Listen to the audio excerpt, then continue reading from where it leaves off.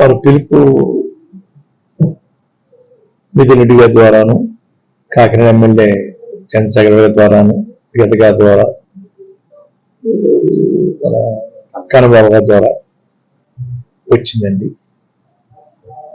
నేను కూడా వారికి మద్దతుగా ఉండాలని నిర్ణయించుకున్నానండి. ఇంకా మంచి మంచి పథకాలు, సంక్షేమ పథకాలు ఇంకా పేదవారికి అందించేలాగా నా వంతు నేను పూర్తి చేయడం కోసం ఆలోచనతో ఉండి నేను తీసుకున్నాను సార్.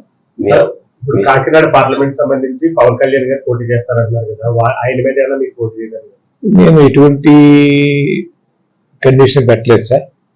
ఎమ్మెల్యే సీట్ కానీ ఎంపీ సీట్ కానీ అడగకున్నాను. సర్వీస్ చేయడం కోసం వస్తానని చెప్పానండి.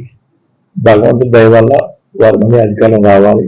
వచ్చిన తర్వాత వారు ఏదైనా ఇస్తే తీసుకోవడానికి సుముఖంగా ఉన్నాను తప్ప ఇప్పుడు మాత్రం ఎటువంటి సీటు నాకు కానీ నా కుమారుడు కానీ అడిగే ఉద్దేశం పెట్టుకోలేదండి. అన్కండిషనల్ గా నేను చేయడానికి నిర్ణయించుకున్నాను సార్.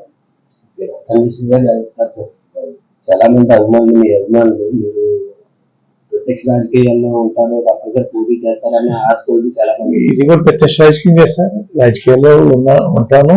వారి తరఫున, ముఖ్యమంత్రి తరఫున ప్రచారం వెళ్తాను సార్. రాజకీయాల్లో ఉన్నట్టే సార్. ముఖ్యమంత్రి గారు ఆదేశిస్తే పోటీ చేస్తారు సార్. నేను చెప్పాను సార్ వారికి, అయ్యా నేను సేవ చేస్తానండి, మీరు అధికారం రావడం కోసం నా వంతు నేను కృషి చేస్తాను. ఎటువంటి పదవి కాంక్ష నాకు కానీ నా కుటుంబం లేదు.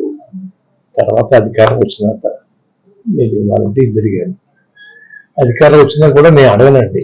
మీ అంతా మీరు ఇవ్వాలంటే ఇవ్వండి అని ఏ కండిషన్ పెట్టలేదు సార్. Okay sir.